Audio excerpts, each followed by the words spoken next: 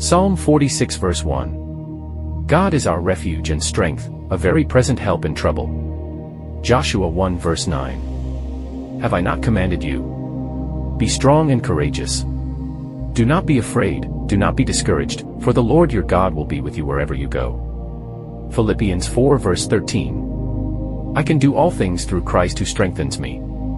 Deuteronomy 31 verse 8. The Lord himself goes before you and will be with you. He will never leave you nor forsake you. Do not be afraid, do not be discouraged. Isaiah 40 verse 31. But those who hope in the Lord will renew their strength. They will soar on wings like eagles, they will run and not grow weary.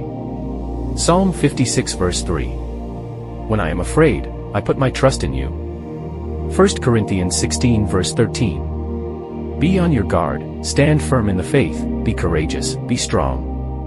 Psalm 27 verse 1. The Lord is my light and my salvation, whom shall I fear? The Lord is the stronghold of my life, of whom shall I be afraid?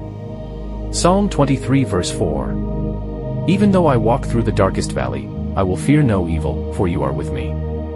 Hebrews 13 verse 6.